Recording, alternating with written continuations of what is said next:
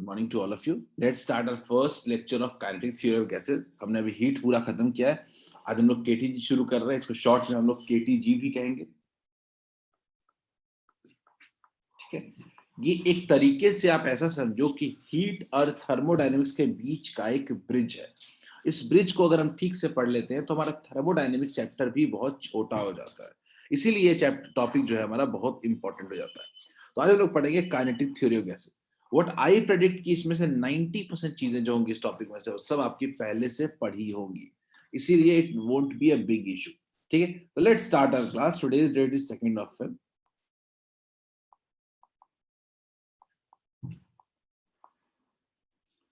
मैं शुरू करता हूं सबसे पहले अपने टॉपिक गैस क्या होता है। बच्चों मुझे लगता है सबको पता है, नोट्स बिल्कुल साफ साफ बनाते हैं ना, ये बहुत हद तक नोट्स का ही पॉइंट है। ठीक है, तो नोट्स इसका बनते रहना चाहिए। सारे पॉइंट्स मैं करके लिखवा दूंगा, हर पॉइंट्स का रेलेवेंस क्या है बताते चलूंगा। ठीक है, सबसे पहले बात करते हैं बच्चों हम गैस के बारे में। बेसिक गैस क्या होता है? तो अगर गैस की बात करूं तो एक ऐसा मटेरियल जिसमें इंटरमॉलिक्यूलर फोर्सेस जो है वो बहुत वीक होंगे। ठीक है, और मॉलिक्यूल्स एक दूसरे से फ्लाई अपार्ट करेगा अलग अलग डायरेक्शंस में, दैट आर कॉल्ड गैसेस। ठीक है, और गैस की और भी जो प्रॉपर्टीज है जिसके बारे में हम लोग आज बात करेंगे। ठीक है, तो गैस की दो प्रॉपर्टीज हमको मेरे स्क्रीन पे दिख रही है, वो दोनों प्रॉपर्टीज की बात पहले कर लेते हैं। तो गैस की जो पहली प्रॉपर्टी वो क्या है कि it has no shape and size. Gas के पास कोई भी अपना शेप एंड साइज नहीं होता है। And can be obtained in vessel of any shape, मतलब किसी भी वेसल के साइज में उसको फिल कर सकते हो आप। दूसरा, it expands indefinitely.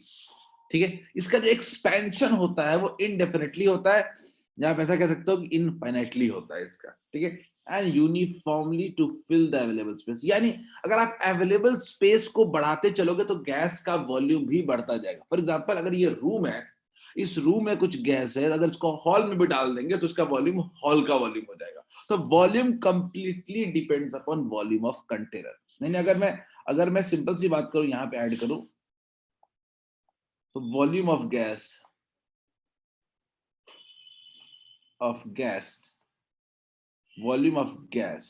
depends on volume of available space, या मैं कंटेनर लिख सकता हूं।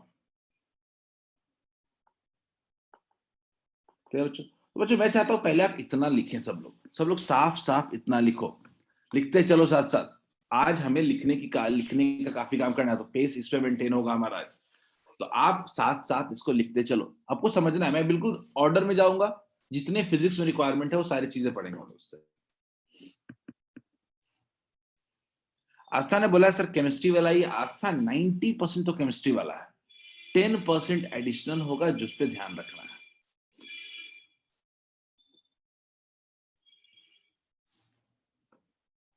बच्चों जल्दी से लिख लो इतने पॉइंट्स।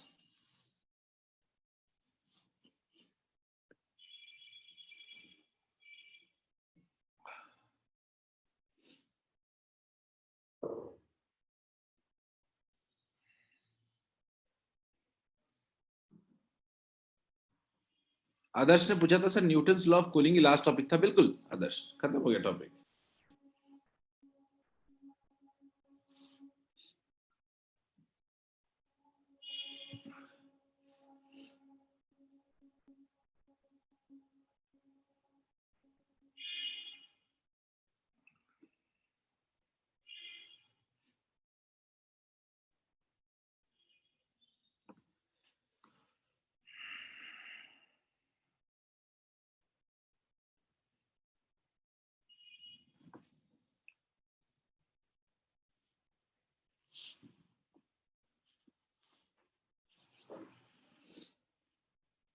हम गैस की प्रॉपर्टीज पढ़ेंगे, रियल गैस की प्रॉपर्टीज पढ़ेंगे, आइडियल गैस की प्रॉपर्टीज पढ़ेंगे, और इस तरीके से पूरा चैप्टर को आगे बढ़ाएंगे।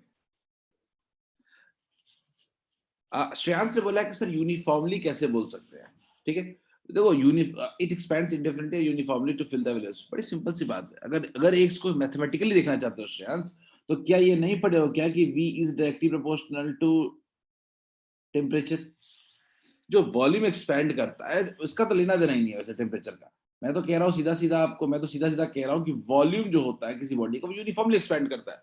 जिस तरीके से आप कंटेनर की वॉल्यूम बढ़ाओगे वैसे वॉल्यूम बढ़ेगा विदाउट एनी गैप। अगर आप कंटेनर की वॉल्यूम यूनिफॉर्मली बढ़ाओगे तो आपकी बॉडी, आपकी गैसेस की वॉल्यूम भी यूनिफॉर्मली बढ़ेगी।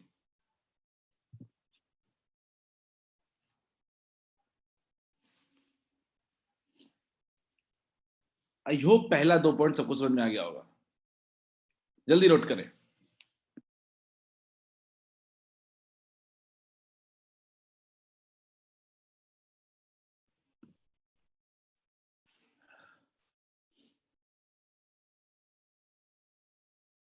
सबका रीजन एक ही है, सबका रीजन एक ही है, इंटरमोलिकुलर फोर्स वीक होगा, इंटरमोलिकुलर डिस्टेंस हाई होगा। लेकिन हम कई पॉइंट्स में इसको समझने की कोशिश करेंगे। बच्चों तीसरे पॉइंट की तरफ देखते हैं हम लोग। तीसरा पॉइंट क्या होता है? तीसरा पॉइंट है कि it exerts pressure on its surrounding. ये सराउंडिंग पे प्रेशर एक्सर्ट करता है। ये कैसे होगा समझने की कोशिश करते हैं। It exerts pressure on its surrounding. बच्चों गौर से देखो, इसके बारे में बहुत डिटेल में बात करने वाले हैं हम लोग इस चैप्टर में कि कैसे ये सराउंडिंग में प्रेशर एक्सर्ट करेगा। तो मान लीजिए कि ये कंटेनर है, कंटेनर है और कंटेनर के अंदर गैसियस मॉलिक्यूल्स है, गैसियस मॉलिक्यूल्स है। तो जो गैसियस मॉलिक्यूल्स होते हैं वो क्या करते हैं, वो इस कंटेनर के वॉल से कोलाइड करेंगे। जब ये कंटेनर के वॉल से कोलाइड करेंगे तो इस कंटेनर के सरफेस पे क्या करेंगे, कुछ फोर्स एग्जर्ट करेंगे और इसी की वजह से प्रेशर एग्जर्ट करेंगे। इसलिए कोई भी गैस को एक कंटेनर में फिल करते हो तो it exerts pressure on it's walls. ये वॉल्स पे क्या करता है, गैस प्रेशर एग्जर्ट करता है और वो भी uniform pressure all across from sides. यानी गैस क्या कर रहा है, एक प्रेशर एग्जर्ट कर रहा है चारों तरफ से। क्लियर है बच्चों? तो इसी के बारे में कह रहा है कि it exerts pressure on its surrounding. Clear है? तीसरा point, it exerts pressure on its surrounding.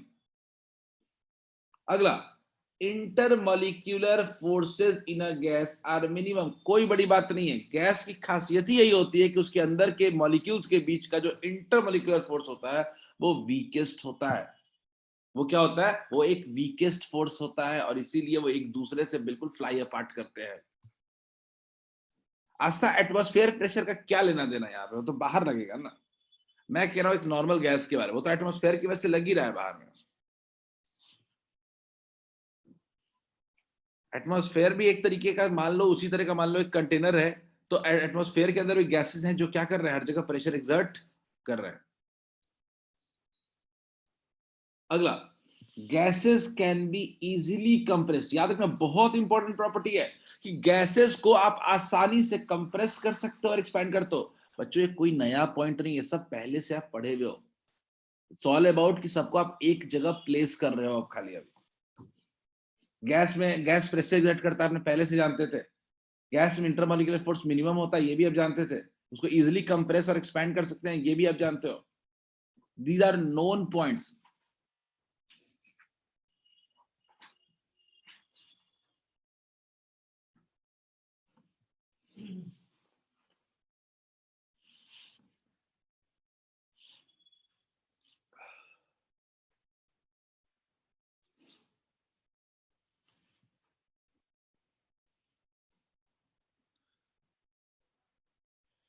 Sir fluids में तो प्रेशर पे डिपेंड करता है ना, तो इसमें भी प्रेशर डिपेंड करेगा।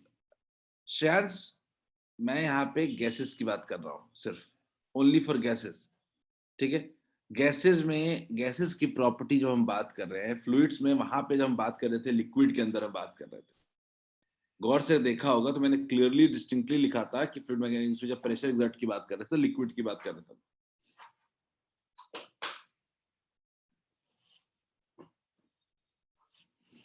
यानी आपने सॉलिड पढ़ा, आपने लिक्विड पढ़ा और अब आप गैस पढ़ने जा रहे हो, तीनों अलग चीजें हैं। तो गैस की एक खासियत होती है, intermolecular forces weak, molecule molecule बहुत दूर दूर रहते हैं, उनके इंटरमॉलिक्यूलर डिस्टेंस बहुत बड़ा होता है, उनको इजीली कंप्रेस कर सकते हैं, उनको जिस कंटेनर में डालेंगे उसी कंटेनर का वॉल्यूम वो गेन कर लेंगे। बच्चों लास्ट 30 सेकंड जल्दी नोट कर लो।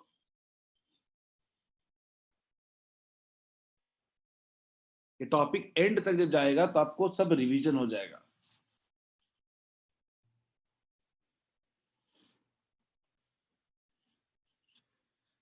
बच्चों सबसे ज्यादा जो आप लोगों ने बायोकेमिस्ट्री में पढ़ा था वो था आइडियल गैस, और आइडियल गैस के कुछ लॉस पढ़े थे। तो मैं भी आज बच्चों बात करने वाला हूं आइडियल गैस क्या होता है, ठीक, एजम्पशंस क्या होते हैं आइडियल गैस के, कि आखिर एक गैस को हम लोग आइडियल मानने के लिए क्या क्या एजम्पशन करते हैं। बच्चों ये एग्जाम में पूछा जा सकता है, ऑब्जेक्टिव में, तो बताओ, विचार सब्जेक्टिव पूछा जा सकता है, ठीक है। विवेक आपने बोला यूनिफॉर्मली, मैं समझा नहीं क्या पूछ रहे हो विवेक, अनम्यूट कर रहा हूं मैं, एक सेकंड रुक जाओ। हाँ विवेक बोलो। सर इसका प्रॉपर्टी सेकेंड वाला है ना, इट एक्सपेंड इंडिफरेंटली, फिर बोला है कि uniformly to fill the available पहला स्पेस। इनडेफिनेटली का मतलब समझो क्या होता है। हाँ इनडेफिनेटली ये का तो मतलब समझ कोई रहे कि लिमिट नहीं है। इंडिफिनिटली। इनडेफिनेटली का मतलब कि कोई लिमिट नहीं है, ठीक है, कोई फिक्स नहीं है। आप जैसे कंटेनर के वॉल्यूम को बढ़ाओगे वैसे ही वॉल्यूम एक्सपेंड करेगा, सिंपल इसका इतना मीनिंग, और कुछ भी नहीं। ये जो सर यूनिफॉर्मली बोले हैं, मतलब मैं कह रहा हूं कि आप कभी भी वॉल्यूम ऑफ कंटेनर को बढ़ाओगे, ठीक है, जैसे बोलोगे कंटेनर को बढ़ाओगे, तो ये जो होगा ये ऐसा नहीं होगा कि एक जगह गैस की डेंसिटी ज्यादा होगी, एक जगह गैस की डेंसिटी कम होगी। ये पूरे बॉडी में, पूरे अवेलेबल स्पेस में यूनिफॉर्मली फैलेगा गैस, ना कि ऐसा होगा कि थोड़ा ज्यादा होगा इधर, एक जगह थोड़ा सा कम होगा। इसको एक तरीके से और समझना चाहते हो अगर विवेक, तो ऐसे समझो कि पूरे पूरे स्पेस में डेंसिटी ऑफ गैस सेम रहेगा। अब क्लियर है क्या, यस सर। समझ में आ गया बात, डेंसिटी सेम होगा। खैर बच्चों आगे बढ़ते हैं। बच्चों आज बात करने वाले हैं हम लोग कि आखिर ना हम लोगों ने पढ़ने के लिए क्या माना कि गैस जो होता है वो आइडियल होता है। अब ये आइडियल गैस अज्यूम करने के पीछे लॉजिक क्या था और क्या क्या एजम्पशंस हमने लिए थे, हम इसकी बात करते हैं, क्योंकि सबसे ज्यादा फंडा इसी पे टकना है कि आइडियल गैस किसको कहते हैं, रियल गैस किसको कहते हैं, आइडियल गैस क्यों कहते हैं। ठीक है, तो मैं एक एक करके पॉइंट समझाने की कोशिश करूंगा क्या क्या एजम्पशन किए गए। तो पहला है कि every gas consist of very small particles known as molecules. कोई बहुत बड़ी बात नहीं है, हर गैस के स्मॉल पार्टिकल्स होते हैं जिसको हम लोग मॉलिक्यूल्स कहते हैं। The molecules of given gas are identical but are different than those of other gases. ये बड़ा इंपॉर्टेंट पॉइंट है। अगर एटॉमिक लेवल पे जाके देखो तो ये भले ट्रू ना हो, लेकिन ये माना गया कि एक गिवन गैस का जो हर एक मॉलिक्यूल होता है, हर एक मॉलिक्यूल होता है वो सिमिलर शेप का होता है, सिमिलर साइज का होता है, नहीं कह सकते हो कि आइडेंटिकल होता है। दो डिफरेंट गैस का अलग अलग होगा, लेकिन एक बात माना गया पहला कि हर, और ये आइडियल के लिए नहीं है, हमेशा के लिए वैलिड है कि एक गैस के अंदर जो होगा वो मॉलिक्यूल्स बहुत छोटे पार्टिकल्स होंगे, ठीक, बहुत छोटे पार्टिकल्स से बना होता है जिसको कहते हैं मॉलिक्यूल्स, और वो मॉलिक्यूल्स जो होंगे वो सब सिमिलर शेप के होंगे गैस का। पहला पॉइंट है कि मतलब हाइड्रोजन का लिया तो हाइड्रोजन का हर मॉलिक्यूल एक ही तरह का होगा, पहला point, not a big thing, कोई बहुत बड़ी चीज नहीं है कि हाइड्रोजन का सारा मॉलिक्यूल एक तरह का होगा। अगला, the molecules of gas are identical, वो तो पहले पढ़ चुके हैं हम लोग, spherical, rigid and perfectly elastic point masses. इसका मतलब कि जो सारे मॉलिक्यूल्स होंगे वो आइडेंटिकल होंगे, सिंगुलर तरह के। अगला, स्फेरिकल होगा। स्फेरिकल का मतलब क्या होता है कि समझ लो कैसा होगा स्फेरिकल, रिजिड यानी हार्ड होगा, यानी उसका शेप चेंज नहीं होगा, और जब एक दूसरे से टकराएगा तो कोई एनर्जी लूज नहीं करेगा, इलास्टिक कोलिजन होगा। क्लियर है बच्चों, यानी ये एक तरीके का इलास्टिक कोलिजन होगा, ठीक है।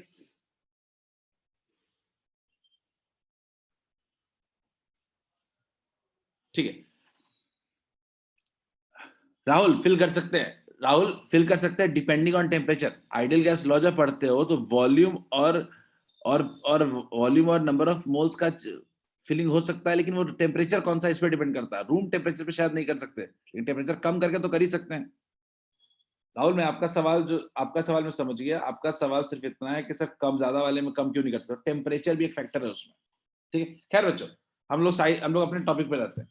अगला देयर साइज इज निग्लेजिबल। तीसरा जो माना गया कि जो ये मॉलिक्यूल्स होते हैं बहुत छोटे होते हैं और इनका साइज जो होता है वो बहुत कम होता है, 10 टू द पावर -9 मीटर। ये तो हम एटॉमिक स्ट्रक्चर में पढ़ ही चुके हैं कि साइज बहुत कम होता है। तो इनका गैसेस मॉलिक्यूल्स का जो साइज होगा वो लगभग 10 टू द पावर -9 मीटर के रेंज में होगा, और ये इंटर मॉलिक्यूलर डिस्टेंस से बहुत ही कम होता है। दो मॉलिक्यूल के बीच का डिस्टेंस अगर 1 मिलीमीटर है या एक 10 टू द पावर -5 मीटर है, तो साइज कितना है, 10 टू द पावर -9 मीटर है। मैं जल्दी से तीनों पॉइंट को रिकॉल करा देता हूं। मैंने पहला पॉइंट बोला कि गैस के अंदर जो हर एक पार्टिकल्स है उसको कहते हैं मॉलिक्यूल्स, और हर एक मॉलिक्यूल सेम साइज का है, सेम शेप का है, ठीक। सारा मॉलिक्यूल जो है वो स्फेरिकल शेप का है और हार्ड है, रिजिड है, ये बेंड नहीं होता है, ठीक है। कभी भी दो मॉलिक्यूल्स टकराएगा तो वो इलास्टिक कोलिजन करेगा। इलास्टिक कोलिजन का मतलब होता है कि कोई एनर्जी का लॉस नहीं करेगा। क्लियर है? अब एक और बात है कि मॉलिक्यूल का साइज बहुत छोटा माने हैं हम लोग, बट ऐसा होता नहीं है बच्चों, ये माना है हमने। आइडियल गैस को समझने के लिए हमने माना है कि मॉलिक्यूल का साइज बहुत छोटा होता है। आगे जाके हम इसको काटेंगे इस बात को, ठीक है। तो लिख लीजिए तीनों पॉइंट को लिख लीजिए। गैस की ये 3 एजम्पशंस आइडियल गैस के।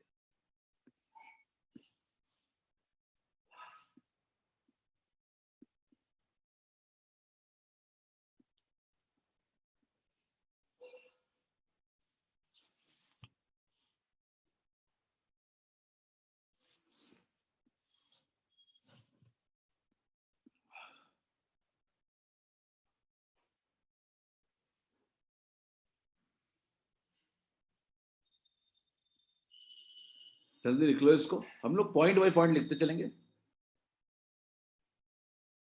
और जो मेन पॉइंट होगा वो भी बता दूंगा। मेन पॉइंट अगर कुछ है तो पहला तो ये 3 है, उसको दिमाग में रखना है कि मॉलिक्यूल के हर एक मॉलिक्यूल के साइज को हम इग्नोरेबल माने, बहुत कम माने।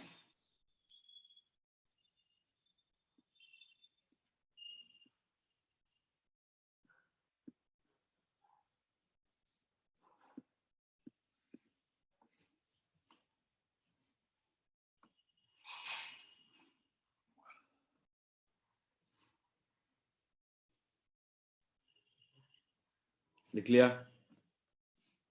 जल्दी।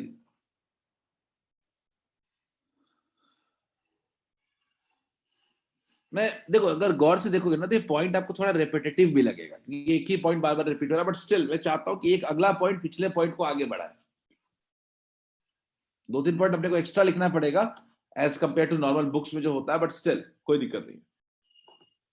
आइडियल गैस की क्या इंपॉर्टेंट प्रॉपर्टीज है वो अपने को जानना है। हमको भी पता है कि मॉलिक्यूल का साइज इतना छोटा नहीं होता कि हम इग्नोर कर सकते हैं, बट हमने किया है इग्नोर यहां।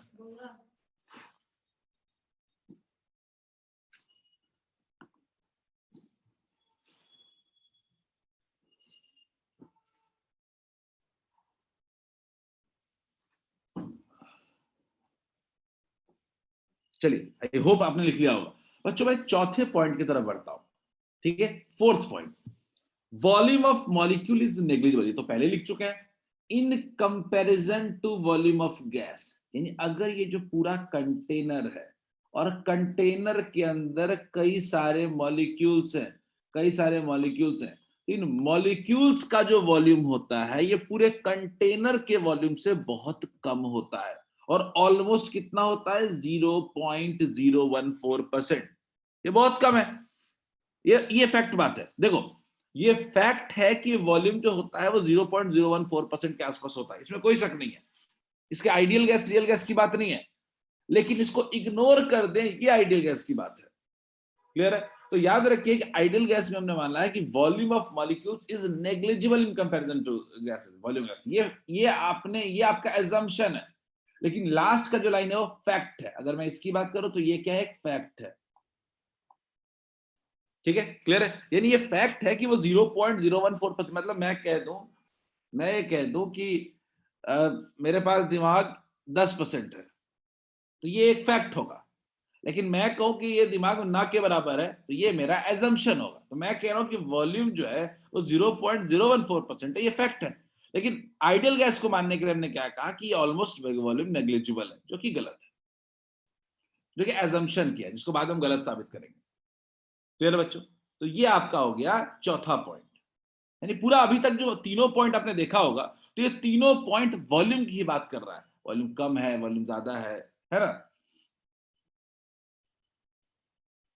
अगर आगे बात करो बच्चों, पांचवें पॉइंट की तरफ, तो molecules of gas keep on moving in randomly all possible directions with all possible velocity. ये एक ऐसा पॉइंट है जो आपको याद दिमाग में रखना होगा कि जो गैसेस मॉलिक्यूल्स होते हैं, जो गैसियस मॉलिक्यूल्स होते हैं, वो रैंडम डायरेक्शन में विद रैंडम वेलोसिटीज मूव करते रहते हैं, ठीक है, in random direction with random velocities move करते रहते हैं।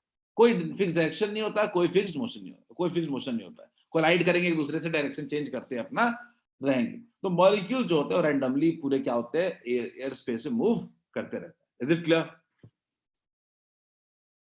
और एक उसी को आगे बढ़ाया है कि speed of gaseous molecules lie between 0 to infinity, ठीक है।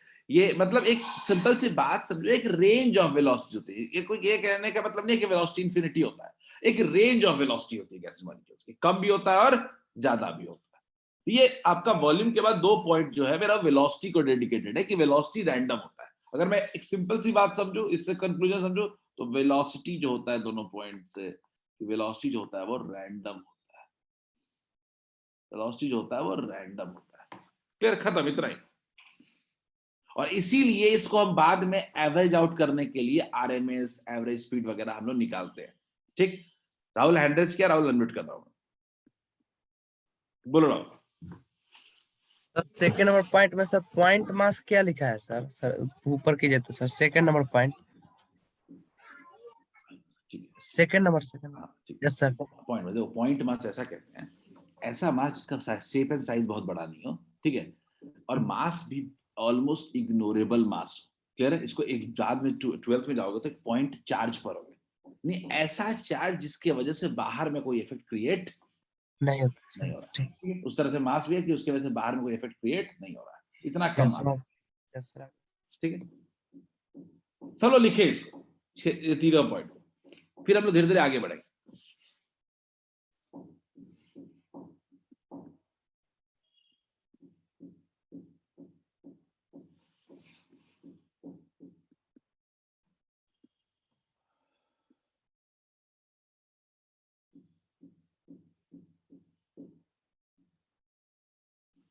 शायद से पूछा था, अगर नंबर पॉइंट में जो फैक्ट है, अगर वो सही से फिर से इसको कॉन्ट्रडिक्ट क्यों करते हैं रियल गैस में, 4 पॉइंट को कॉन्ट्रडिक्ट क्यों करते हैं ना। देखो श्रेयांश, मैंने उस समय भी कहा, श्रेयांश ये मान लिया है, देखो जो मान लो कि इसने कह दिया कि एक जो कंटेनर है, कंटेनर में 100 सेंटीमीटर क्यूब का वॉल्यूम है, और वॉल्यूम ऑफ गैस जो है वो मान लेते हैं कि 0.2 सेंटीमीटर क्यूब है, तो ये तो फैक्ट है कि वॉल्यूम कम है।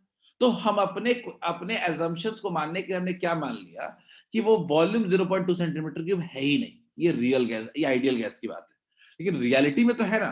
तो जब हम कंसिडरेशन लेते हैं, जब हमने देखा कि हमारे फॉर्मूले में एरर्स आ रहे हैं, तो हमने देखा कि हमने क्या गलतियां की हैं पूरे काम को करने में आइडियल गैस में। तो हमने गलतियां, सबसे बड़ा गलती जो हमने यही किया है, हमने मान लिया है कि गैस की, गैसियस मॉलिक्यूल्स की वॉल्यूम जो है वो है ही नहीं। तो याद करो, आपको इसके लिए वॉन्डर वाल इक्वेशन बताया गया था, जो आज ही पढ़ेंगे हम लोग, और एक करेक्शन दिया गया था वॉन्डर वाल करेक्शन, जिसपे हम आज बात करेंगे।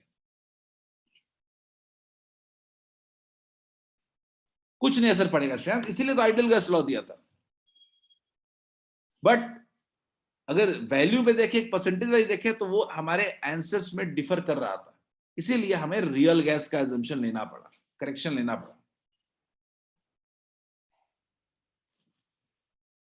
ये फैक्ट बात है कि मॉलिक्यूल्स की वॉल्यूम बहुत कम होती है, नॉट अ बिग थिंग। बच्चों आगे बढ़ सकते हैं थोड़ा सा।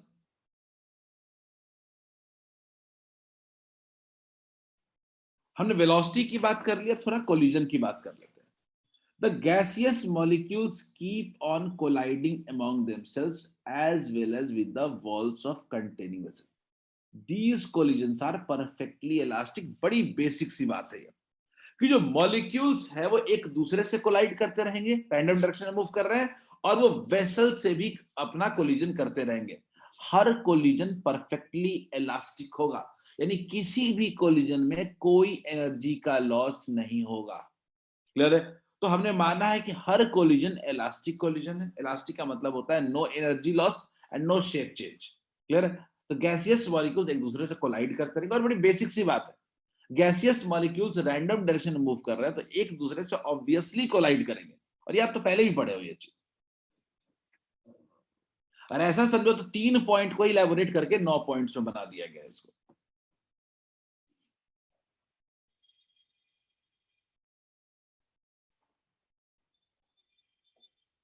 कभी कभी किसी अगर पुराने बुक्स में देखोगे assumptions ऑफ आइडियल गैस, तो आपको 25 से 30 पॉइंट्स मिलेंगे आपको। तो बहुत से पॉइंट्स होते हैं, हम अपने हिसाब से कुछ पॉइंट्स ही पढ़ रहे हैं।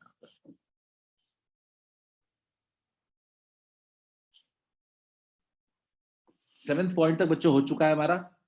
ये एक थियोरेटिकल पार्ट है, ये assumptions ऑफ आइडियल गैस, ये हमको लिखना ही पड़ेगा। मैं कंक्लूड लास्ट में कर दूंगा 1 लाइन।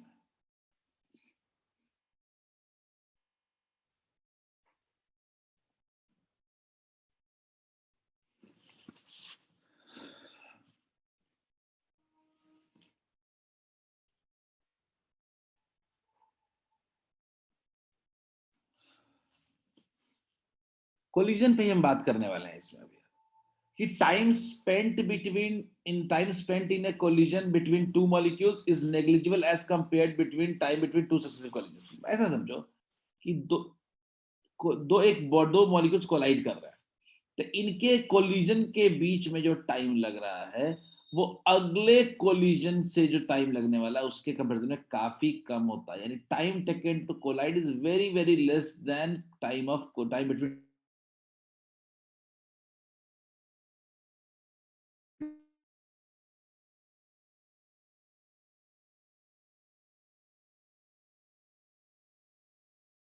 टू कोलिजन कितने देर में हो रहा है। तो काफी इग्नोरेबल, यानी बहुत ही कम टाइम में कोलिजन होता है।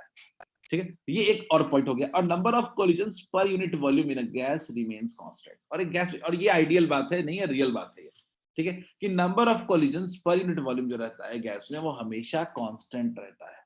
ठीक है, अब ये सब पॉइंट्स एक्चुअली शायद बहुत जरूरत हर जगह ना पड़े, लेकिन एक दिमाग में रखने की चीज है कि हाँ ये सब चीजें होती है। अब टाइम स्पेंट वाला कहीं शायद नहीं मिलेगा बुक में शायद बहुत ज्यादा नहीं मिलेगा आपको।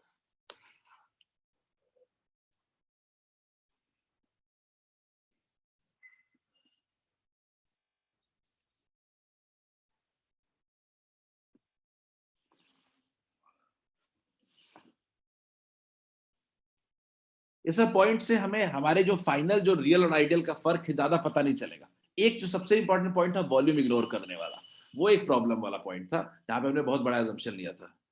8 पॉइंट नहीं समझना है। मैं बोल रहा हूं आस्था, कि मान लीजिए कि दो मॉलिक्यूल्स कोलाइड कर रहा है। कोलाइड करने का मतलब क्या होता है? कोलाइड करने का मतलब क्या होता है कि कुछ टाइम लेगा, टच होगा, फिर वापस आएगा। तो इस कोलिजन के बीच का जो टाइम होता है, इसको मान लिया टाइम ऑफ कोलिजन। ये टाइम ऑफ कोलिजन है, ये दो कंटिन्यूअस कोलिजन के बीच। और मान लेते हैं कि मॉलिक्यूल दोबारा कहीं और गया, फिर कोलाइड किया, ये टाइम लगा टी। तो ये जो टाइम बिटवीन टू कोलिजन जो है वो वेरी वेरी लेस देन क्या होता है, time between two successive collision. Is it clear? क्या राहुल, आस्था, इज इट क्लियर?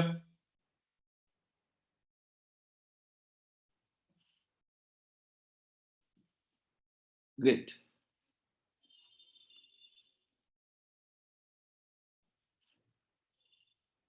अच्छा, मैं आपको 30 सेकंड का टाइम दे रहा हूं, आप उसको लिख लो। इसके बाद अब जो पॉइंट है वो बड़े इंपॉर्टेंट है।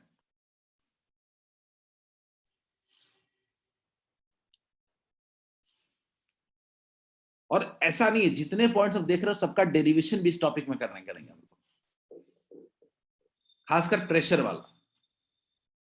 जो चीजें आपने केमिस्ट्री में डायरेक्टली पढ़ा था वो यहाँ पे आपको डिराइव करके पढ़ना होगा।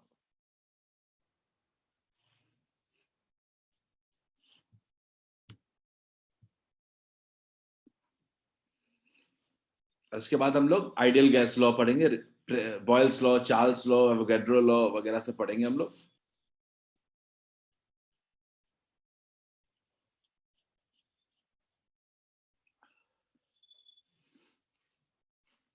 आइयो बच्चों, लिख लिया होगा।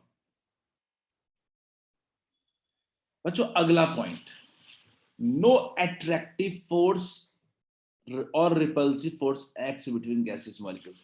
बच्चों मुझे आप बताओ, कितने लोग मानते हो कि बहुत बड़ा एजम्पशन नहीं है क्या ये बहुत बड़ा एजम्पशन नहीं है क्या? हमने ये कह देना कि वीक होता है और ये कह देना कि बिल्कुल ही नहीं होता है, क्या ये दोनों में फर्क नहीं है क्या? आइडियल गैस लॉ में सबसे बड़ा एजम्पशन था, एक तो वॉल्यूम नेग्लिजिबल होता है, दूसरा कि दो मॉलिक्यूल्स के बीच में कोई फोर्स लग ही नहीं रहा है। ये तो गलत बात है सरासर। कोई भी दो मॉलिक्यूल्स के बीच में एक वीक फोर्स तो लग ही रहा होता है। तो यहीं पे आ जाता है एक बड़ा प्रॉब्लम, ठीक है, रियल गैस में। ठीक है, आइडियल गैस हमने माना है, तो हमने माना है कि दो मॉलिक्यूल्स के बीच कोई फोर्स नहीं लग रहा है। Very very important point. अगला वाला बड़ा बड़ा पॉइंट नहीं है कि ग्रेविटेशनल अट्रैक्शन, कोई भी दो मॉलिक्यूल्स, याद करो पढ़ा होगा 9th क्लास में, कोई भी दो मास के बीच क्या होता है, अट्रैक्शन होता है। हमने ये माना है कि ग्रेविटेशनल एक्सेलरेशन जो अट्रैक्शन होता है इज इनइफेक्टिव, क्योंकि बहुत स्मॉल मासेस होते हैं और मॉलिक्यूल्स का स्पीड बहुत हाई होता है। क्लियर, जो कि बात ठीक है एक तरीके से।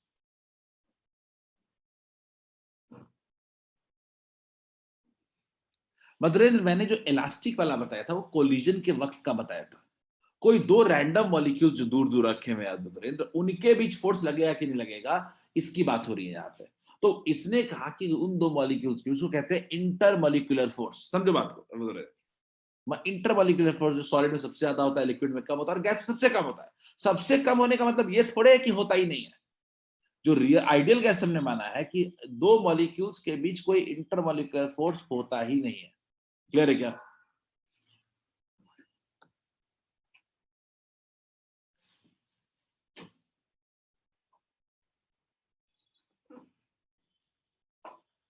ग्रेविटेशनल फोर्स वाला पॉइंट इतना टफ नहीं था। ग्रेविटेशनल फोर्स तुम अभी मानोगे मास इतना कम है कि हम इग्नोर कर सकते हैं। हम तो नॉर्मल हमारे शेप के मास के बीच में ग्रेविटेशनल फोर्स नहीं लगता है।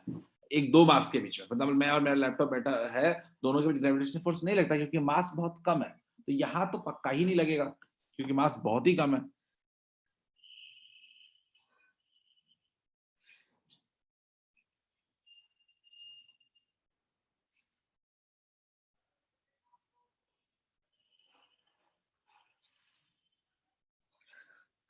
ठीक है,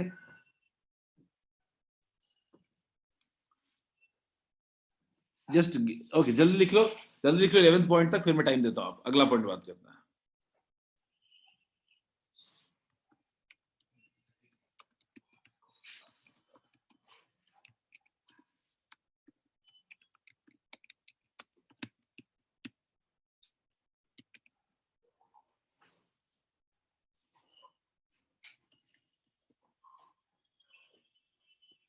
ठीक है श्रेया,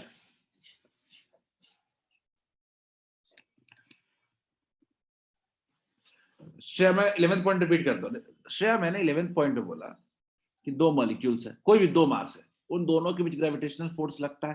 ठीक, कम हो ज्यादा हो लगता है। तो मैं कह रहा हूं कि गैसियस मॉलिक्यूल्स के बीच के ग्रेविटेशनल फोर्स को हम इग्नोर कर देते हैं, बस इतना ही कह रहा हूं।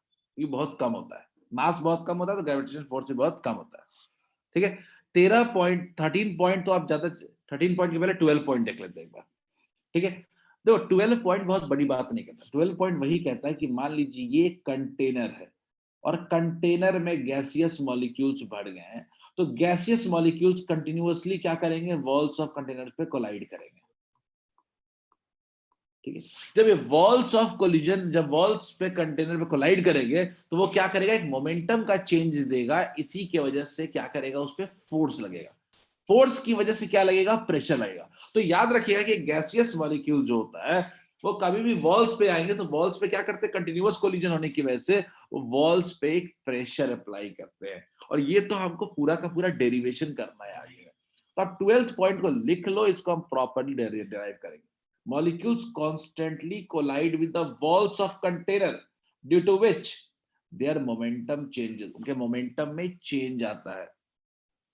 ठीक है, the change in momentum is transferred to the walls of container.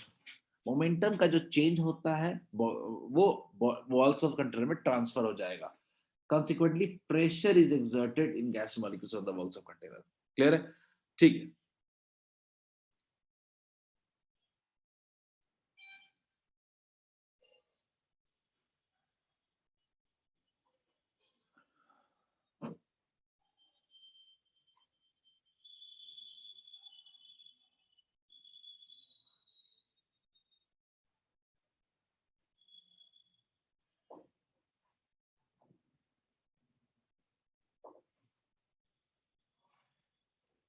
सिर्फ मैं 12th पॉइंट को फिर से रिपीट कर दे रहा हूं।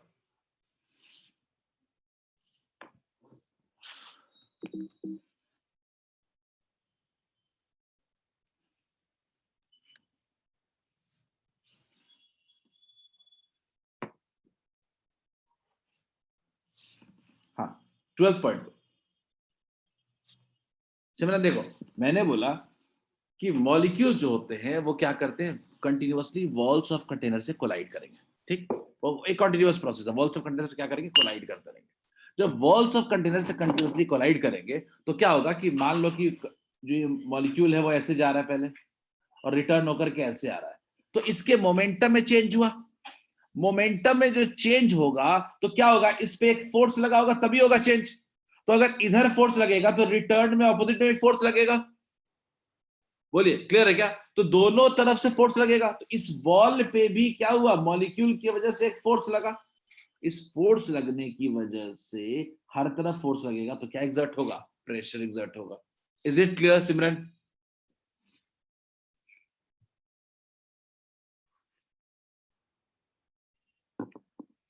सिमरन इज इट क्लियर? और लास्ट में था कि density of gas is constant at all points of the container. ये 13वां पॉइंट मैंने आपको बताया था यूनिफॉर्मली वाले में कि हर जगह डेंसिटी क्या रहता है, सेम होता है। सोनिया मैं 12 पॉइंट ये भी समझा रहा था।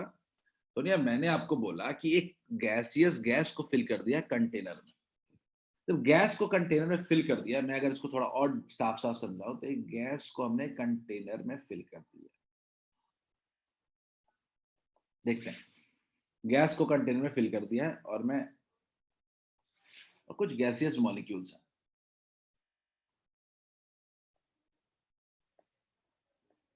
ठीक है, अब ये गैसियस मॉलिक्यूल्स क्या कर रहे हैं कि वॉल्स ऑफ कंटेनर पे कोलाइड करते हैं। तो जब कोलाइड करेंगे तो क्या करेंगे, फिर से वापस अपने रास्ते पे लौटेंगे। तो अगर आप गौर से देखो तो इसमें मोमेंटम का एक चेंज हुआ है। चेंज इन क्या हुआ है, मोमेंटम। और मोमेंटम का जब चेंज होगा तो फोर्स लगेगा। क्लियर है? तो फोर्स लगा, यहां भी क्या लगेगा, यहां भी चेंज इन मोमेंटम होगा। तो हर जगह मोमेंटम के चेंज की वजह से क्या लगेगा, एक फोर्स लगेगा। और फोर्स लगेगा तो क्या लगेगा, फोर्स लगेगा तो क्या लगेगा, प्रेशर लगेगा। बोलिए क्लियर है क्या Sonia? Is it clear to all of you?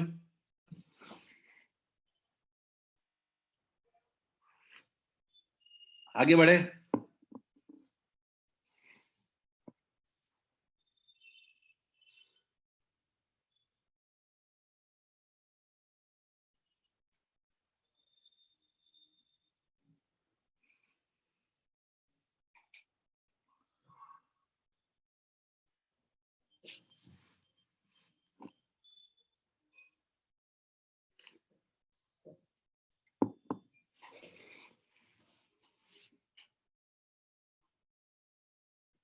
बच्चों हो गया, अब हम गैस लॉस पे एंटर करेंगे। अब हम गैस लॉस की तरफ बढ़ेंगे।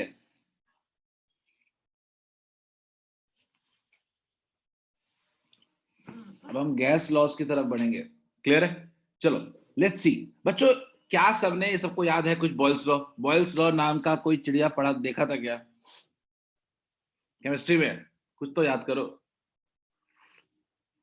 मैंने सब रिकॉर्डिंग रखूंगा ये, ठीक है? लिख लो, मैं सारी रिकॉर्डिंग रखूंगा। जितने लोगों ने कहा है कि बॉयल्स लॉ पहली बार पढ़ रहे हैं, ये थोड़ा दिमाग में रखना पड़ेगा और कुछ नहीं है। जितने लोग कह रहे हैं कि पहली बार पढ़े हैं, ये नाम सुने हैं बॉयल्स लॉ का, उनके लिए स्पेशल नीरव सर के एडिशनल सेशन। चलो याद है, दिमाग में है कुछ, केमिस्ट्री में पढ़ा हुआ है। अब देखो सब चीजें कैसे पुरानी चीज आती हैं। तो पहली चीज है कि सारे लॉज में ये एजम्पशन है कि gases are ideal in nature. सारे केस के लिए गैसेस क्या है, आइडियल इन नेचर मान के हम आगे बढ़ेंगे। तो देखते हैं, पहला पहला point, Boyle's law. Boyle's law क्या कहता है? बॉयल्स लॉ कहता है कि at a constant temperature, at a constant temperature, at constant temperature,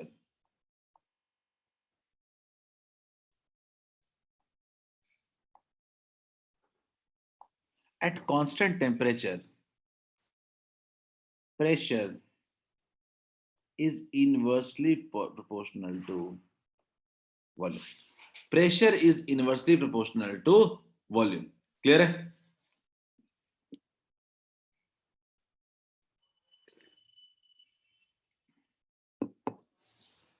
pressure is inversely proportional to volume.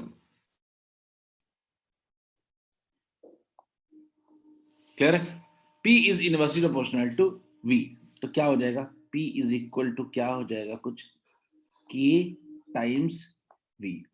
तो क्या ऐसा लिख सकते हो क्या? PV is remains constant, PV is equal to क्या हो जाएगा? कांस्टेंट। क्लियर है?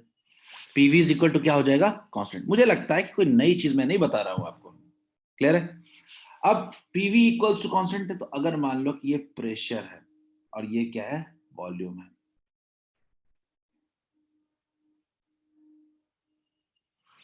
ये उसका क्या होगा? ग्राफ होगा। इनवर्सली प्रोपोर्शनल का ये क्या होगा? ग्राफ होगा। तो अगर इनवर्सली प्रोपोर्शनल ग्राफ होगा, तो अगर मैं मान लेता हूं कि 2 पॉइंट है, ये प्रेशर क्या है? P1 है, और ये प्रेशर क्या है? P2 है। ये मान लेते हैं वॉल्यूम 1 है, और ये मान लेते हैं वॉल्यूम 2 है। तो एक बात तो तय है कि P1 V1 must be equal to P2 V2, यानी प्रेशर इनटू वॉल्यूम कांस्टेंट होगा। प्रेशर बढ़ेगा, वॉल्यूम घटेगा, प्रेशर घटेगा, वॉल्यूम बढ़ेगा, ये सीधा खेल है। प्रेशर बढ़ेगा, वॉल्यूम घटेगा, प्रेशर घटेगा, वॉल्यूम बढ़ेगा, सीधा खेल है। क्लियर है? आस्था ने कहा कि मोल्स भी कांस्टेंट रहेगा, सब कुछ कांस्टेंट रहेगा at constant temperature for a given gas, for a given gas, for a given gas, for a given gas. Clear है बच्चों? तो PV must remain constant. Boyle's law यही कहता है कि P इंटू V कांस्टेंट। आपको chemistry में बहुत डिटेल में पढ़ा होगा, न्यूमेरिकल्स किए होंगे आपने। फिजिक्स में इतने तक ही आगे बढ़ेंगे हम लोग।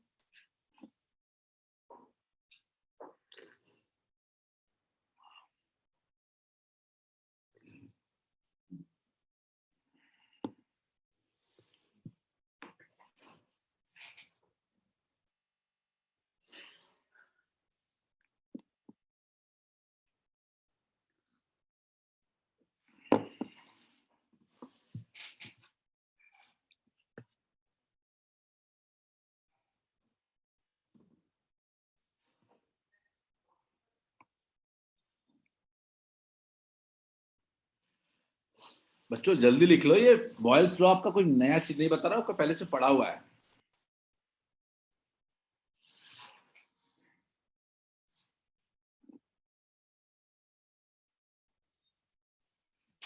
हम बस सारे गैस लॉस को एक बार पढ़ लेंगे। हमारे लिए इंपॉर्टेंट है, पर इतना नहीं। हमारे लिए न्यूमेरिकल्स, बहुत ज्यादा बड़े न्यूमेरिकल्स नहीं आते हमें गैस लॉस से।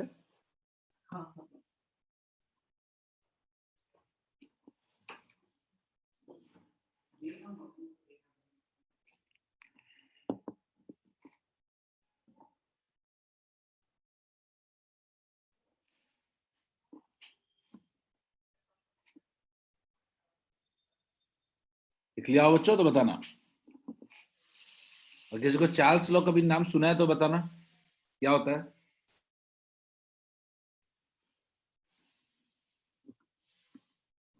ठीक है सिमरन, बढ़िया, नाम सुना हुआ है। मैं कह रहा हूं ये चैप्टर खासकर पूरा रिकॉल एक तरीके से, बट कुछ एडिशनल चीजें आएंगी अगले खासकर अगले लेक्चर तक। आगे बढ़ जाएं? चलो बच्चों, चलो तो अब आते हैं चार्ल्स लॉ पे, दूसरा गैस लॉ। चार्ल्स लॉ क्या कहता है? एट चार्ल्स लॉ कहता है at constant pressure, eight constant pressure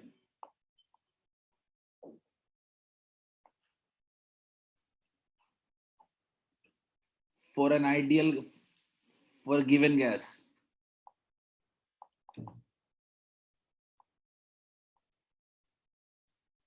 volume is directly proportional to temperature, V directly proportional to T। सीधा सीधा टेम्परेचर बढ़ेगा तो वॉल्यूम भी बढ़ेगा, सीधा हिसाब है इसका। टेम्परेचर बढ़ेगा तो वॉल्यूम भी बढ़ेगा, V directly proportional to T। तो क्या नहीं कह सकते हैं कि V इज इक्वल टू क्या हो जाएगा? K times T। V equals to हो जाएगा K टाइम्स T T। अगर मैं बात करूं तो ये मेरा वॉल्यूम और ये मेरा क्या है, टेम्परेचर। टेम्परेचर के बारे में खास ख्याल रखते हैं कि ये केल्विन में होना चाहिए, बिना किसी डाउट का। टेम्परेचर जो होना चाहिए वो केल्विन में होना चाहिए। और अगर अब हम लोग वीटी कर्व बनाएंगे हम लोग अगर, तो ये क्या होगा, ग्राफ कुछ ऐसा नहीं होगा क्या? बोलिए बच्चों, क्या ये वीटी कर्व कुछ ऐसा नहीं होगा क्या? अगर गौर से देखूं अगर मैं यहाँ पे, तो अगर मान लीजिए कि मैंने अगर ऐसे देख लिया कि इस वक्त मेरा वॉल्यूम क्या है, V1 है, और इस वक्त मेरा टेम्परेचर कितना है, T1 है। अगर मान लीजिए कि मेरा वॉल्यूम कितना है, V2 है, और अगर मैं मान लो कि टेम्परेचर कितना है, T2 है, तो क्या मैं नहीं कह सकता हूं क्या कि V बाई टी क्यों हो, क्या होता है चार्ल्स लॉ में, V by T must remain constant. तो इस हिसाब से हम कह सकते हैं क्या कि V1 by T1 must be equal to V2 by T2। Is this clear to all of you? क्या ये सबको क्लियर है? कुछ नया नहीं है इसमें।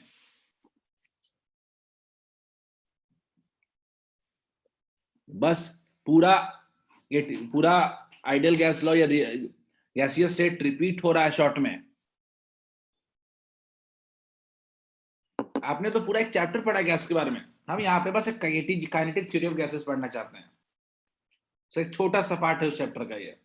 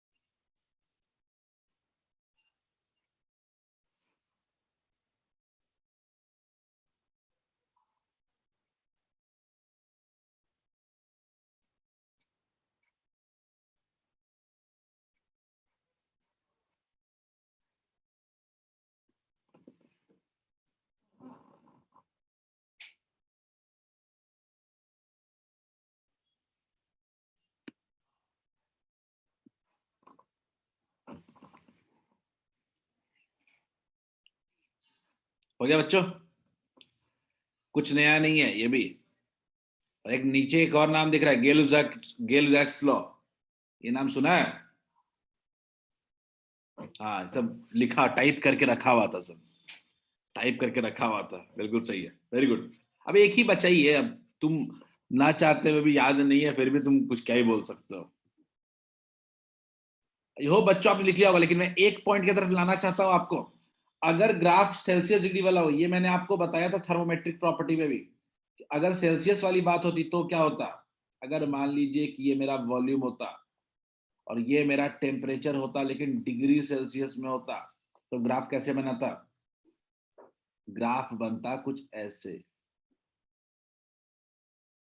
याद करो, ग्राफ बनता कुछ ऐसे, ठीक है। और ये कैसे बनता, ये -273.15 पे।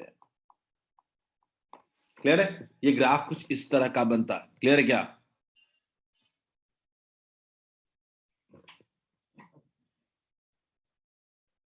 आगे बढ़े,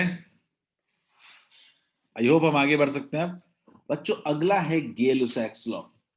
गेलुसैक्स लॉ क्या कहता है? तो गेलुसैक्स लॉ कहता है कि at constant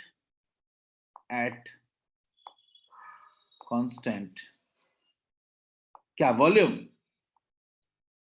eight constant volume for a given gas,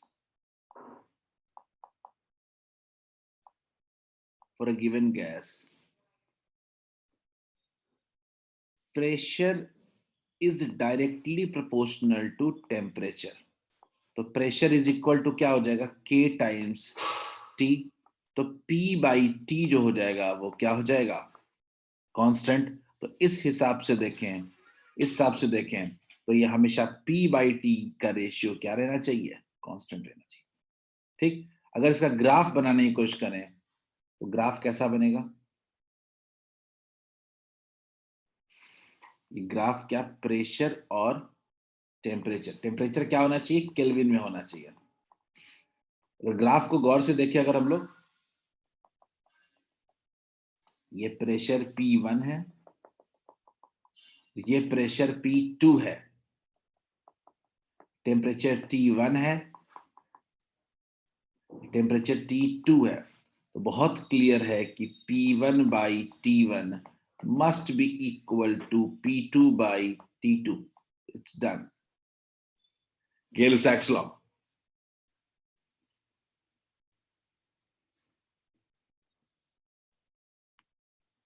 Shivangi कुछ नहीं है, मैं आपको तुरंत रिपीट कर देता हूं, if you are connected well, ठीक है।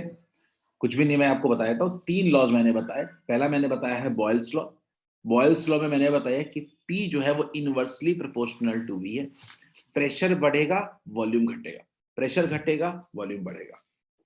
क्लियर है, लेकिन एट कांस्टेंट टेम्परेचर। क्लियर है, आगे बढ़ते हैं। हमने अगला लॉ पढ़ा है हमने, चार्ल्स लॉ पढ़ा है।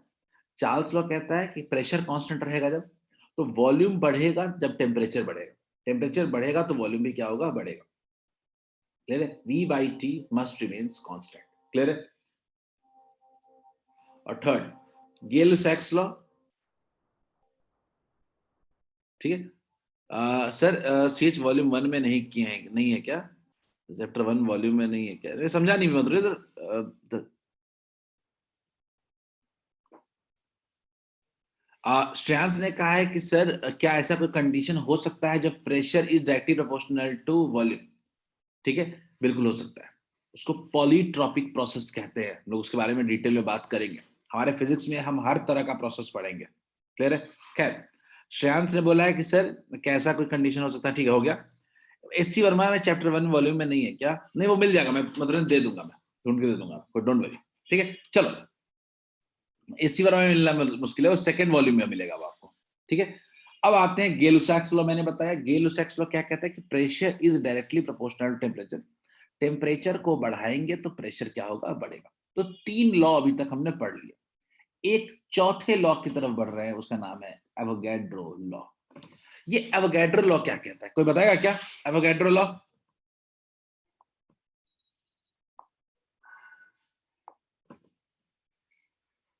एनीवन? बिल्कुल सही है, अंजलि ने कहा वी डायरेक्टली, बिल्कुल सही है, very good. V directly proportional to N, सीधा सा कहानी है, V directly proportional to N, बिल्कुल सही है। At constant pressure and temperature, constant pressure and temperature, याद रखिएगा बच्चों, volume V is directly proportional to number of moles। V directly proportional to N होता है, इसीलिए हम लोग कहते हैं V is equal to Kn। कोई ग्राफ नहीं बनाते इसका, हम लोग ग्राफ बनाने की जरूरत नहीं है। क्लियर है, याद रखिएगा V directly proportional to N। और बड़ी सिंपल सी बात है, इसका यूज कभी कभी आप केमिस्ट्री में क्वेश्चन सॉल्व करने में करते हो कि अगर नंबर ऑफ मोल्स बढ़ेगा तो वॉल्यूम बढ़ेगा, या उल्टा भी ट्रू है, वॉल्यूम बढ़ेगा तो नंबर ऑफ मोल्स भी बढ़ेगा। तो आप केमिस्ट्री में कुछ कुछ क्वेश्चंस में इसका इनडायरेक्ट यूज हो जाता है, बाकी बहुत ज्यादा इसका यूज नहीं आने वाला है। तो बच्चों अभी तक हमने कुल 4 लॉज पढ़े। इन चारों लॉ की मदद से अब हम एक आइडियल गैस लॉ बनाने की कोशिश करेंगे। क्लियर है, let's see.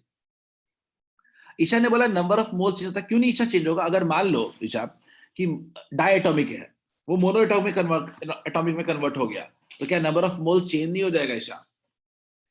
Isha are you agreeing with this? मैंने बोला ईशा कि मान लो एक समथिंग कोई गैस है डायटोमिक, वो टूट के मोनोएटॉमिक हो गया, तब तो नंबर ऑफ मोल्स बदल जाएगा ना, कि अलग केस होगा, लेकिन उस समय तो बदलेगा।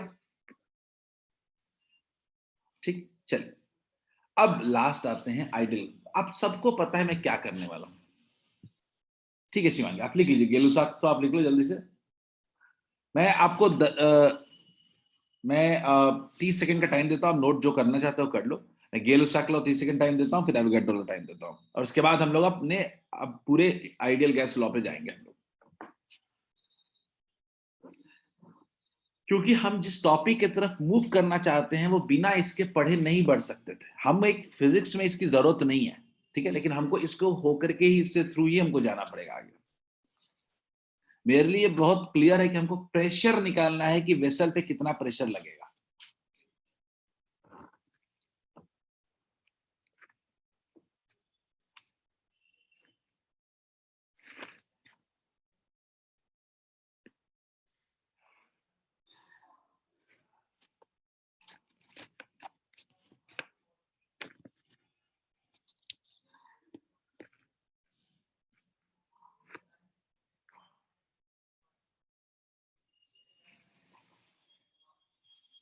हो गया शिवांगी?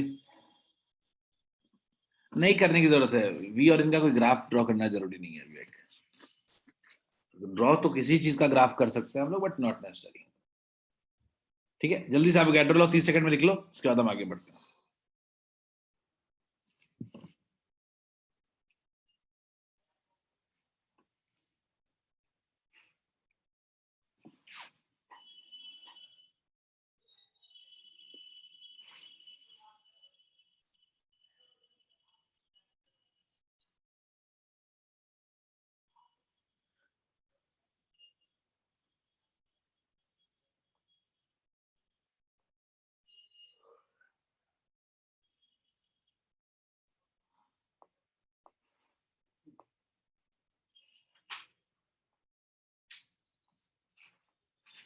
चलो बच्चों देखते हैं, हमारे पास कुछ लॉज अभी तक आ चुके थे। ठीक है, उन सारे लॉज का मैं कंक्लूजन लिख रहा हूं। तो इन तीनों लॉज का जो कंक्लूजन दिख रहा है, और एक चौथा लॉ है V is directly proportional to N। अगर इन चारों लॉज का अगर कंक्लूजन देखें तो एक ही आता है हमारा, कि वो क्या आता है कि PV is directly proportional to N into T। PV is directly proportional to N into T, और यहीं पे हमारा आता है PV is equal to N R T। अब बच्चों R के बारे में मुझे बताने की जरूरत तो नहीं है, लेकिन फिर भी आपको मैं बता दूं कि R क्या होता था। R was equal to universal gas constant। Universal gas constant. Clear है क्या बच्चों? आर की वैल्यू होती थी यूनिवर्सल गैस इज कांस्टेंट। अब इस आर का वैल्यू कितना होता है, कोई बताएगा? आर का वैल्यू कितना होता है? एनीवन? और में काम नहीं चलेगा, यूनिट में काम चलेगा।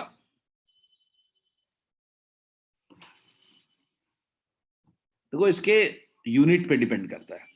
ठीक, पहले तो इसका यूनिट कितना होगा ये निकाला जाए। पहले हम लोग ने इसका यूनिट निकाला जाए। यूनिट मुझे कोई बताएगा क्या? अब यूनिट अगर देखना हो तो यूनिट देखने के लिए क्या करेंगे हम लोग? यूनिट निकाला जाए, क्योंकि ये बहुत इंपॉर्टेंट पॉइंट है। केमिस्ट्री में ज्यादा काम आएगा, बट स्टिल हमारे लिए इंपॉर्टेंट है। यूनिट क्या होगा इसका? अगर मैं यूनिट की बात करूं तो R इक्वल्स टू क्या लिख सकते हैं हम लोग? PV by N into T। मतलब प्रेशर का P का क्या लिख सकते हैं हम लोग? एटमॉस्फेयर। या मैं सीधा सीधा अगर बात करूं, ठीक है, PV को हम लोग बेसिकली कह सकते हैं जूल पर मोल केल्विन। जूल पर मोल केल्विन एक यूनिट होता है।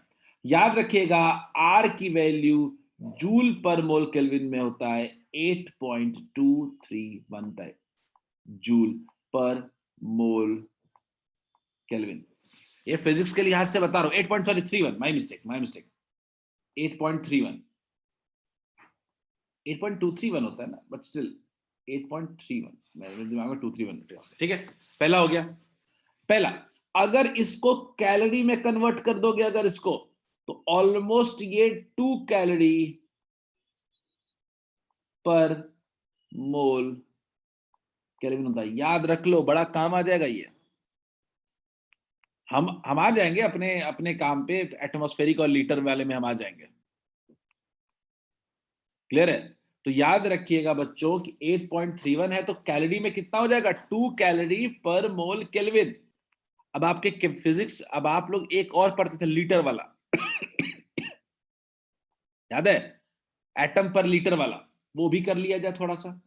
तो एक और यूनिट इसका होता है, वो कितना होता है? 0.0 0.831 0.831 क्या था इसका?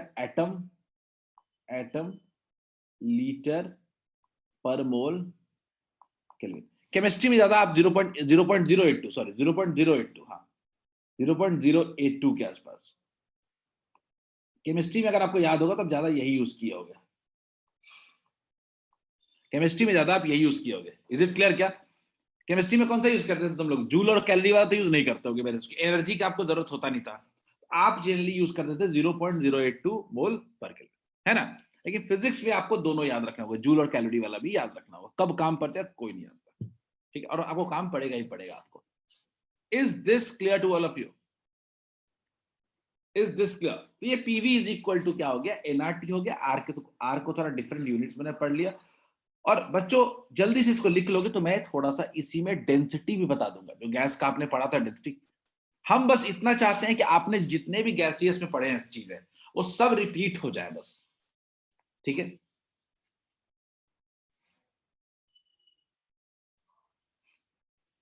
फिजिक्स में आपको किसी बुक में जाओगे तो बहुत शॉर्ट में चीजें मिलेंगी आपको, क्योंकि वहां भी हमको रेफरेंस खाली देना चाहिए हमको इसका।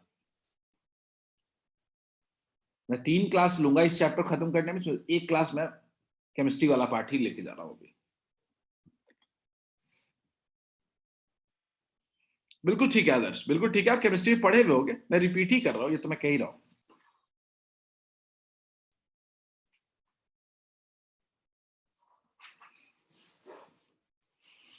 हाँ ठीक है श्रेया,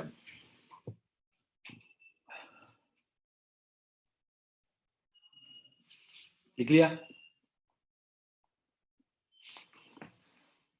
वक्त है कि आप आराम से गैसियस, जो गैसियस वाला चैप्टर है केमिस्ट्री में, उसको रिकॉल कर सकते हो। तो बच्चों में इसी चक्कर में एक और चीज डिराइव करना चाहता हूं, वो है density. Density of a gas बड़ा काम का चीज है, फिजिक्स में बहुत काम आ जाता है ये। मेरे काम की चीजें तो हम तो पढ़ लेते हैं इसको। डेंसिटी ऑफ गैस, ठीक है? डेंसिटी ऑफ गैस हमको साउंड चैप्टर पढ़ेंगे, वहां भी काम आएगा, तो याद रहना चाहिए अपने को।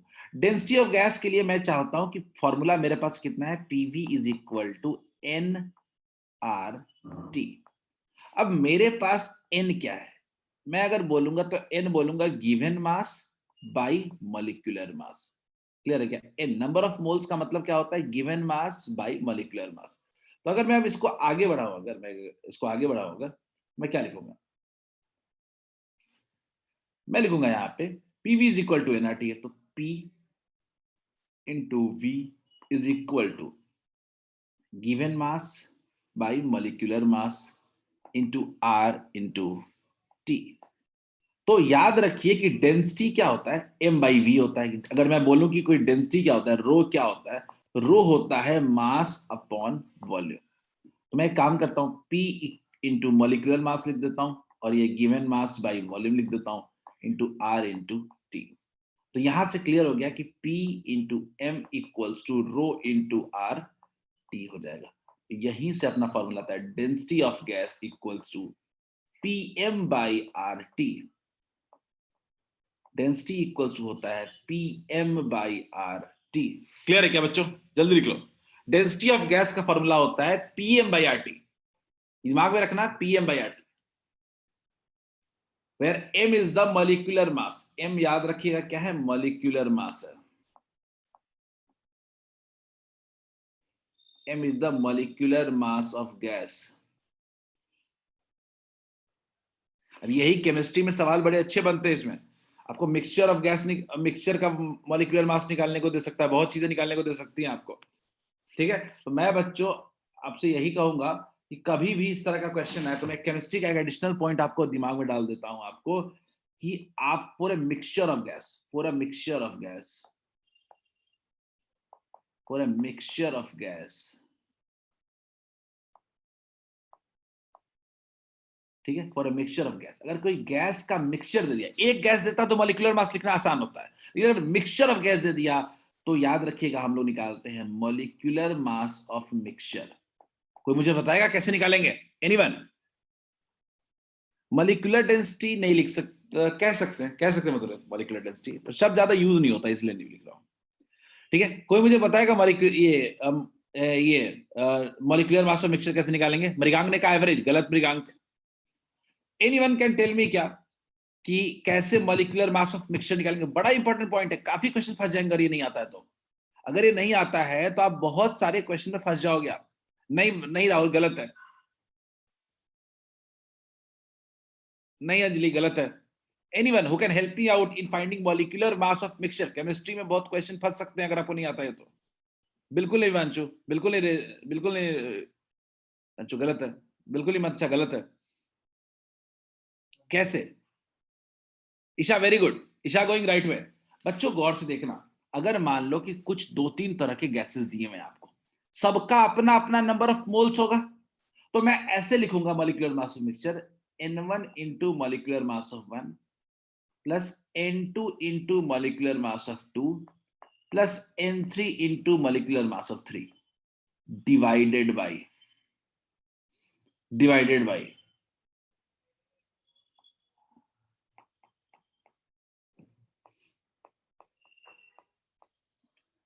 N1 plus N2 plus N3. Is this clear? Is this clear? नहीं शायद सिग्मा लगाया, मैंने नहीं लगाया, मैंने देख लिया कि भाई 3 ही ना है, मैं 2-3 लगा लिया। मेरा पॉइंट क्या है, अगर आप इसको अगर सिग्मा के फॉर्म में लिखना चाहते हो तो सिग्मा के फॉर्म में भी लिख सकते हो Ni और मॉलिक्यूलर मास इनटू I, ठीक है, डिवाइडेड बाय सिग्मा क्या है, नंबर ऑफ मोल्स। क्लियर है क्या? ये आप लिख सकते हो। मेरे ख्याल इसको एवरेज कहना ठीक नहीं है ना।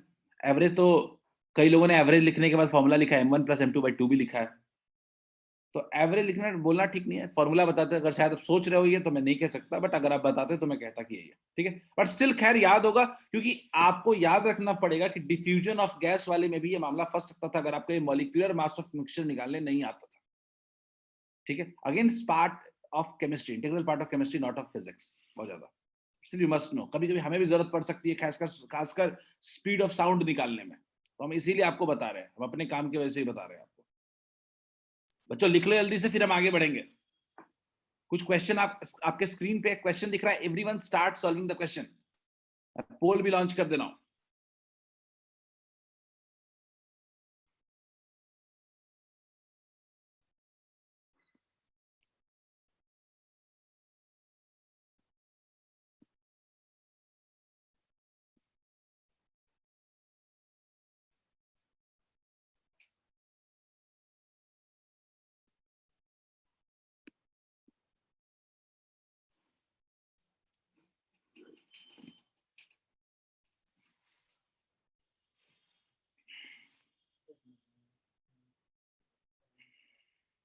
We have got three answers late. इस क्वेश्चन में आपको ध्यान देना है कि आपको रिलेशनशिप का यूज करना है। इजी क्वेश्चन है, थोड़ा टाइम दोगे बन जाएगा।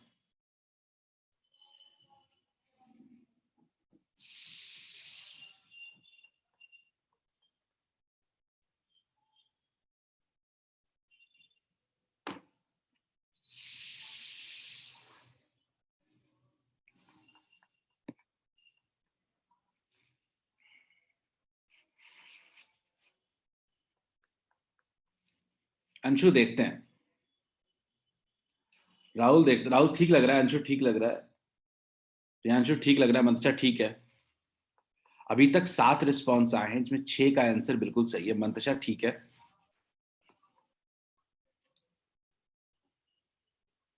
मानस ठीक है, तौकीर ठीक है, पलक ठीक है,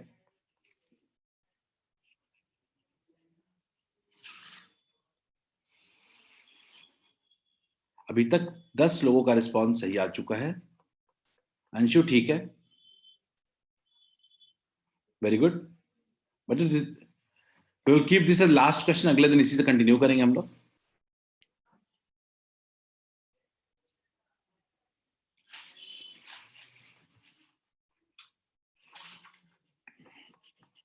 खुशबू ठीक है, नहीं खुशबू गलत है। आदर्श ठीक है, अमृता ठीक है, अंशु ठीक है, अमन ठीक है। तो एक बात तो आपको भी पता होगा कि डेंसिटी जो है वो इनवर्सली प्रोपोर्शनल टू टेम्परेचर, ठीक है ना।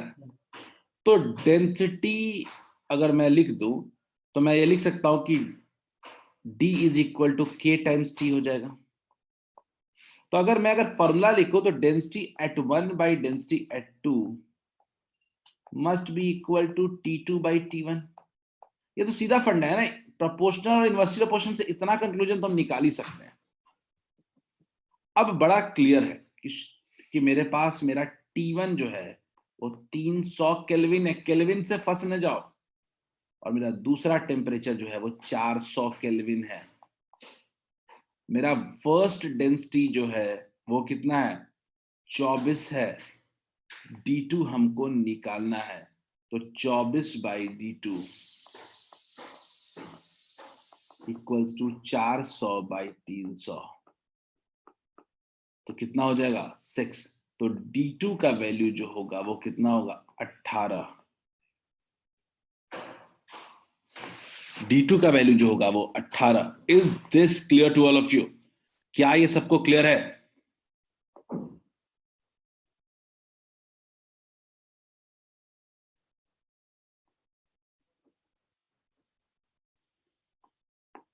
Is this clear to all of you? D2 का वैल्यू कितना हो गया 18। आई थिंक काफी लोग आंसर आ भी चुका था।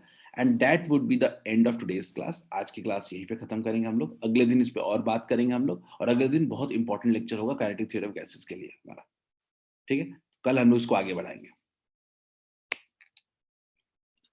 ठीक है। जो भी डिस्कशन है हम कल नहीं रखेंगे, कल हमारा बिल्कुल कोर टॉपिक चलेगा, ठीक है। चलो, ओके, बाय बाय।